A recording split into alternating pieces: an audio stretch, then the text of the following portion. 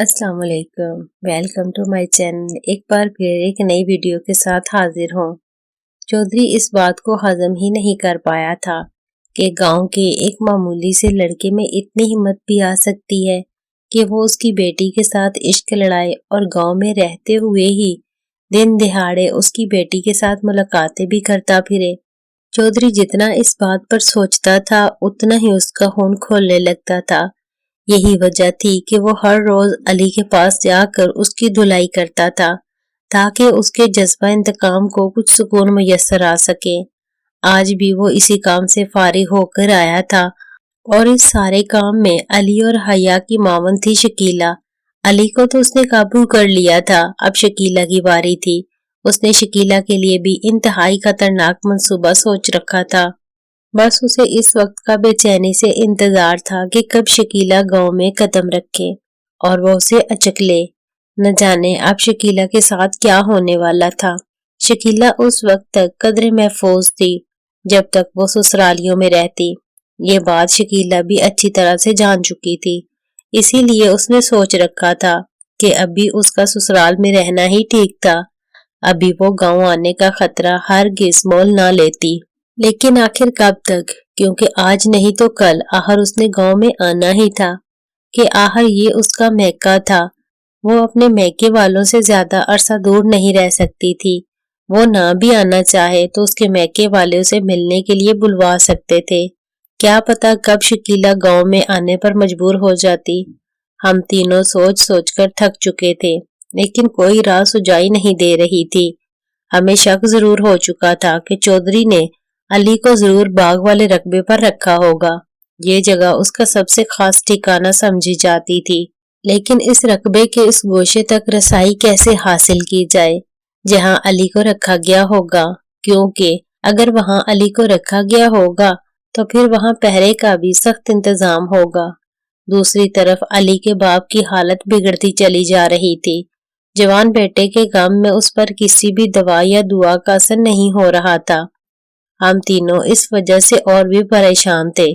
गांव वाले हैरान थे कि किसी से भी दुश्मनी ना रखने वाला अली अचानक गायब क्यों कर हो गया, और ऐसे कैसे गायब हो गया कि कोई निशानी तक न मिली। आखिर उसे जमीन खा गई या आसमान निगल गया। अगर आप ये नावल बिना सेंसर के पढ़ना चाहते हैं तो मेरे टेलीग्राम चैनल को फॉलो कर लें, जिसका लिंक डिस्क्रिप्शन में दे दिया गया है। शुक्रिया। एक शाम हम तीनों बैठे सोच रहे थे कि अचानक अकरम ने एक हल पेश कर दिया। उस हल ने तो मुझे भी हैरान कर दिया। अगरचे इस काम में खतरा भी था, लेकिन आखिर अली को किसी न किसी तरह तो छुड़ाना ही था। अगर अली को छुड़ाना था तो खतरों का सामना भी करना पड़ेगा। ये वो मरकजी बात थी जो हमने उस वक्त तय की थी जब हम इस मिशन पर निकले थे। हम तीनों इस हाल से मुत्तफिक हो चुके थे। मैंने अकरम से पूछा कि वो इस मंसूबे पर अमल कैसे दरामद करवाएगा, तो उसने मुझे ये कहकर आंख मारी कि सिर्फ और सिर्फ 2 घंटे के अंदर अंदर नतीजा मिल जाएगा। मैं उसके एतमाद पर हैरान रह गया, लेकिन इस बात में कोई शक नहीं था कि मंसूबा पुराना होने के बावजूद भी मौसर लगता था। डांगर उस वक्त चौधरी की हवेली के बाहर मौजूद था। उसके आसपास गांव के चंद आदमी भी बैठे हुए थे। रात का वक्त था और वो इन सब से जान छुड़ाना चाहता था, लेकिन कुछ लोगों ने उसे घेर कर बिठाया हुआ था। वो इसकी खुशामद करके उसे बातों में लगाकर बैठे थे। उन सब बातों के दौरान ही उसका मोबाइल बजा। उसने मोबाइल निकाला। स्क्रीन पर कोई अजनबी नंबर जगमगा रहा था। वो कदरे हैरान तो हुआ, लेकिन उसने एक तरफ होकर फोन अटेंड किया। उसकी हमेशा से आदत रही थी कि वो एक तरफ हटकर फोन सुनने का आदी था। सिर्फ चौधरी ऐसा इंसान था जिसके पास खड़े हुए उसका फोन आता तो वो वहीं खड़े खड़े सुनता था। चौधरी के साथ होते हुए उसमें एक तरफ जाकर फोन सुनने की हिम्मत ही नहीं होती थी। डांगर, हेलो कौन? दूसरी तरफ से, डांगर साहब, अली भाग गया साहब जी। वो एकदम से चौंक उठा। महफिल वालों से जरा दूर होते हुए उसने फोन करने वाले से पूछा। ना चाहते हुए भी उसकी आवाज बुलंद हो ही गई थी। भाग गया? क्या मतलब? कौन हो तुम? लेकिन दूसरी तरफ से राब्ता काट दिया गया था। डांगर अपनी जगह पर हैरान और परेशान खड़ा रह गया था। اس نے ایک دو بار ہیلو ہیلو بھی کی، لیکن دوسری طرف سے کال کٹ چکی تھی۔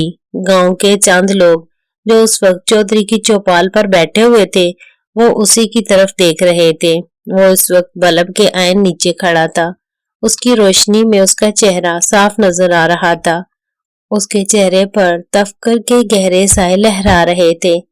کچھ تو ایسا ہو گیا تھا کہ ڈانگر جیسا آدمی بھی گہرا پریشان نظر آ رہا تھا۔ چوپال کے صحن پر بیٹھے کچھ لوگ اسے دور سے ہی دیکھ کر اندازے لگانے کی کوشش کر رہے تھے۔ ڈانگر نے تیزی سے ایک نمبر ملایا۔ رابطہ ہونے پر اس نے تیزی سے ایک نام لیا، کالو۔ اس کی آواز دہاڑ سے مشابہ تھی، لیکن دوسرے ہی لمحے اس نے اپنی آواز دھیمی کر دی۔ شاید غصے کی وجہ سے اس کی آواز بلند ہو گئی تھی، لیکن دوسرے ہی لمحے اسے یقیناً اپنی غلطی کا احساس ہوا ہوگا۔ اسی وجہ سے اب وہ بے حد دھیمی آواز میں بات کر رہا تھا۔ کچھ دیر تک فون پر بات کرنے کے بعد ڈانگر ان سب کی محفل کو چھوڑتا ہوا گاڑی کی طرف بڑھ گیا۔ چند آدمی اسے آوازیں دیتے ہی رہ گئے۔ ڈانگر کے جانے کے چند منٹ بعد ایک آدمی اٹھا اور ایک طرف کو نکل گیا۔ یہ آدمی ہمارا بھیجا ہوا تھا اور اب وہ ہمیں ایک اہم اطلاع دینے کے لیے ایک تنہا گوشے کی تلاش میں جا رہا تھا۔ یہی وہ آدمی تھا جس نے ڈانگر کو اس وقت چند لوگوں کی مدد سے چوپال پر بٹھایا ہوا تھا۔ ہمارا پھینکا ہوا تیر یقیناً ٹھیک نشانے پر لگا تھا۔ ڈانگر کو اجنبی کال ہم نے کی تھی اور اس خیال کے تحت کی تھی کہ اس اطلاع کے بعد ڈانگر لامحالہ اسی ٹھکانے پر جائے گا جہاں علی کو رکھا گیا تھا، اگرچہ ہم جانتے تھے کہ وہ سب سے پہلے اس ٹھکانے پر موجود کسی اور چیلے کو فون کرے گا جو یقیناً علی کے سر پر کھڑا ہوگا، لیکن پھر بھی ہمیں یقین تھا کہ ڈانگر ایک بار اس جگہ ضرور جائے گا جہاں علی کو رکھا گیا تھا۔ انسانی نفسیات کچھ ایسی ہی ہوتی ہے۔ یہ ایک نفسیاتی حربہ تھا جو ڈانگر جیسے جانور کی سمجھ میں آ بھی سکتا تھا اور نہیں بھی، لیکن یہ ہماری خوش قسمتی تھی کہ جس وقت اس نے ہماری اجنبی کال سن کر کسی کالو نامی آدمی کو فون کیا تھا۔ ناول کا اگلا پارٹ بہت جلد اپلوڈ کر دیا جائے گا۔ ہمارے ساتھ جڑے رہنے کے لیے بہت بہت شکریہ۔